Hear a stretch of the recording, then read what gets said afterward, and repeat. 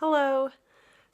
I spent a large portion of yesterday, with a lot of help from my mom and my sister Hannah, figuring out a floor plan for how we would like to repurpose the back or the little house that we will be living in at first.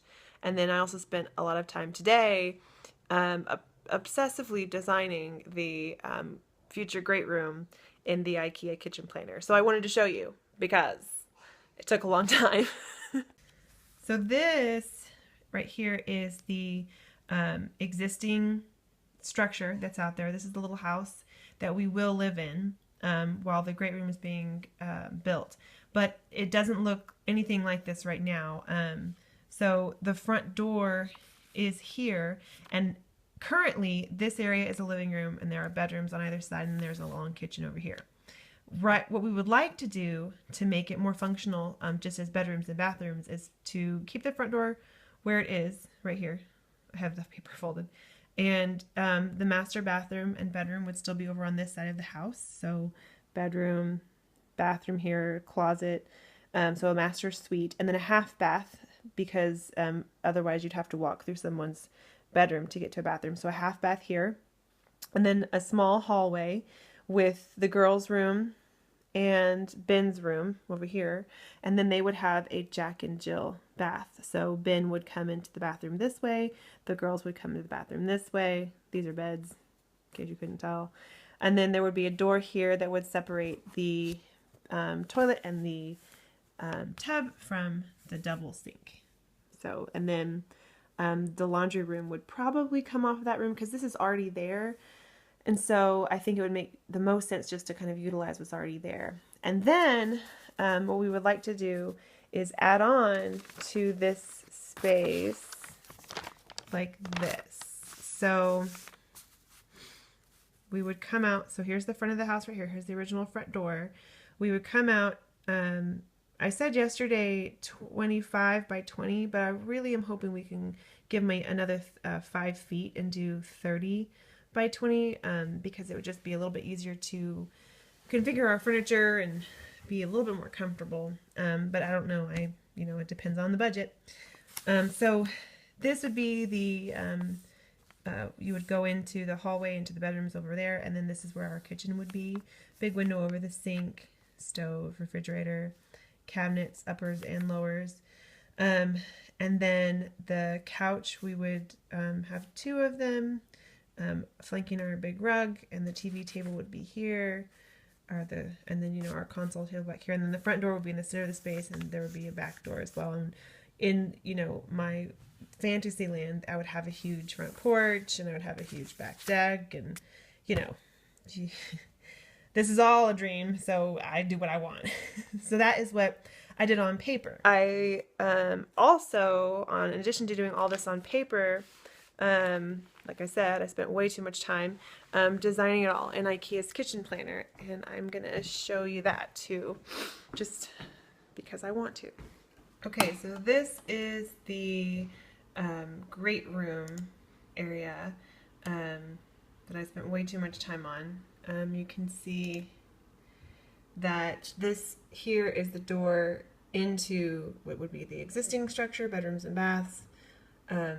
I showed it to you kind of flipped the other way, and then this is the front door here, and this is the back door here.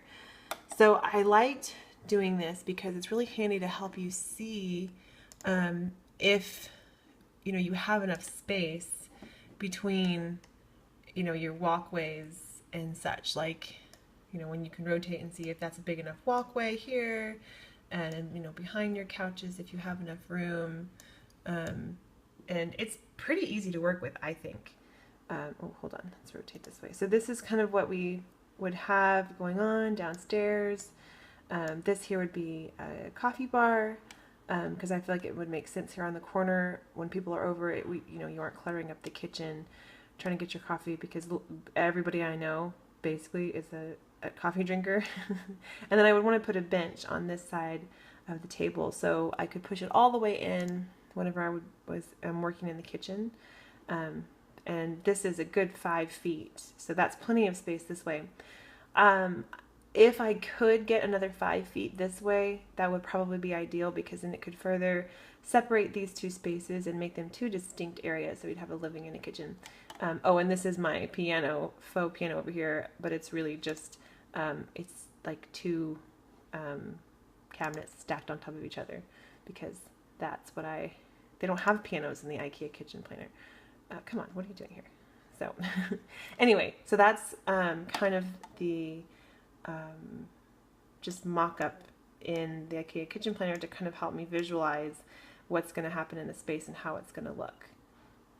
So, and I did one whenever we had this kitchen. I used the same program to design this kitchen, and it was pretty cool. That file is still saved in here. So anyway, I pretty much always, whenever I'm figuring out how to make a space work and be both functional and have good design, I always make a paper copy, and I love playing with graph paper, and I like to cut out my furniture pieces out of graph paper and move them around in my graph paper room. And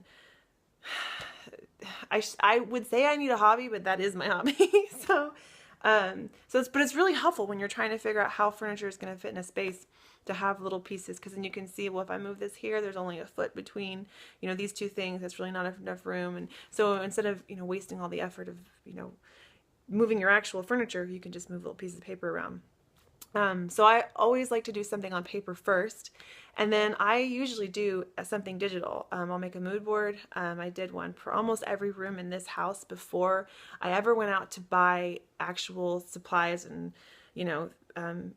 things that go in that room, because when you have a really clear vision of what you want in a space, when you are out in public to go at the stores to go get the things that will help make it what you have in mind, then you don't get distracted or overwhelmed, because you get trying to find specific things when you're out shopping can be really exhausting and overwhelming. So if you have a really clear picture of what you want, because you just spent way too long making a mood board or a cool little digital house, then it helps to focus your vision, and you can end up not wasting your money because you don't get anything that doesn't really go with your design. So that's what I usually do anyway. And I don't know if that's interesting or helpful to anybody, but I sure do enjoy it on an unhealthy level, probably. So other house updates. Tomorrow we're going to have the septic. This is a really interesting, riveting update. We're going to have the septic pumped at the house out in where we're moving to, so we can inspect it and make sure that there's nothing majorly wrong with it, and that it will work, and that we don't have to get a new one installed, because they are definitely expensive. Man, my arm's getting tired. So that is going to happen tomorrow at 9 in the morning, or 9:30. So I have to leave here at 9 with all the kids. Michael he was going to be off, but he has to go in for a little while, so I have to go in, meet the septic guy, which is fine, because then I get to go out to the house and kind of get a few more details that I'm wanting, and we like being out there because it's really pretty. So I will probably film some of that, so we can get your first look at our new dream house that looks nothing like a dream house right now. Also, my house hasn't been hasn't looked lived in for the past week, and so I have little things that are kind of just everywhere, because this is the first day that we could really relax and just stay home all day, because we have had to be gone so much, just with people coming to see it and inspectors and all that kind of stuff happening here. So it has been a nice day to just kind of relax a little bit and enjoy what maybe our last few weeks in our house here. So that was good. And yeah. Oh, Ben is telling me I need to pray for him. So he's in bed. So I gotta pray for him to have good dreams. So gotta go.